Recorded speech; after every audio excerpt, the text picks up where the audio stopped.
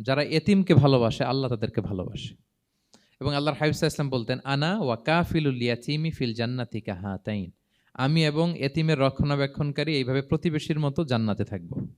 এই দুই আঙ্গুলের মাঝে যেমনি গ্যাপ নাই, আমার আর এতিমের রক্ষণাবেক্ষণের কারী তার বাড়ির মাঝখানে কোনো গ্যাপ থাকবে না জান্নাতে। We will be neighbour in paradise. জান্নাতে এরকম আমরা কাছাকাছি থাকবো। আল্লাহু আকবার পড়েন। তাহলে এতিমের রক্ষণাবেক্ষণকারীকে আল্লাহ তাআলা ভালোবাসেন। যারা এতিমকে পছন্দ করে না, এতিমকে তাড়িয়ে দেয়, তাদেরকে আল্লাহ পছন্দ করেন। আল্লাহ তাআলা বলেন, আরাআইতাল্লাযী ইউকাযযিবু বিদ্দীন ফাযালিকাল্লাযী ইয়াদুউল ইয়াতীম। যারা আখিরাতকে অবিশ্বাস করে তারাই এতিমকে ঘাড় ধাক্কা দিয়ে তাড়িয়ে দেয়।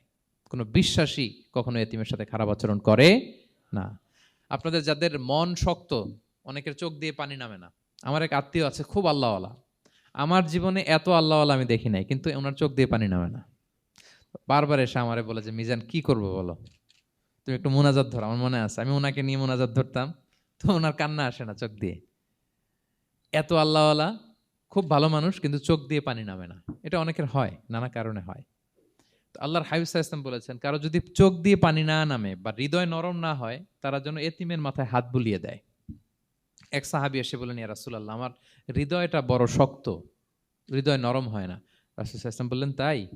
আতুহিব্বু আন ইয়ালিনা কলবুক, তুমি কি চাও তোমার হৃদয় নরম হোক? ওয়া তুদরাকা হাজাতুক, এবং তোমার আশা পূরণ হোক?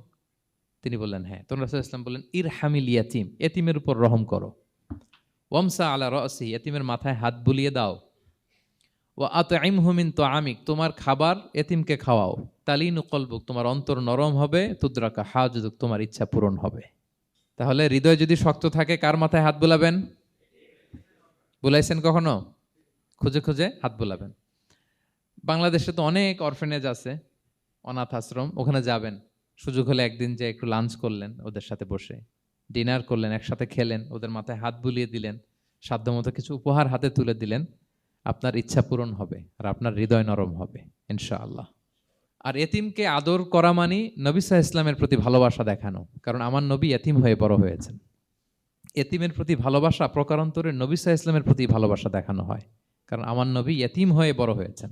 সুবহানাল্লাহ। কিন্তু তার বিপরীতে আমরা সমাজে কি দেখি? এতিমের মাথায় হাত বুলানো তো দূরের কথা, এতিমের সম্পদও খেয়ে ফেলে অনেকে। হ্যাঁ, এরকম আছে না? এতিমের সম্পদ দেদারসে গিলতেছে। কি যে আমাদের চিন্তাধারা! দেখবেন, যে লোকটা এতিমের সম্পদ গিলে, ওরা রোজা অবস্থায় এক ঢোক পানি গিলাতে পারবেন কিনা দেখেন। যে বলেন একটু পানি খান তো, খাবে না কেন? হারাম। তো ওই হারাম কিন্তু গিলতেছে ইচ্ছা মতো। রোজা অবস্থায় এক ফোঁটা আপনি পানি গিলাতে পারবেন না এরে, কেন? হারাম। কিন্তু ওইদিকে ভাতিজার সম্পদ গিলতেছে দেদারসে। আল্লাহ বলেন, এটা ভাতিজার সম্পদ না, এটা তুমি জাহান্নামের আগুন পেটে ঢুকাচ্ছ।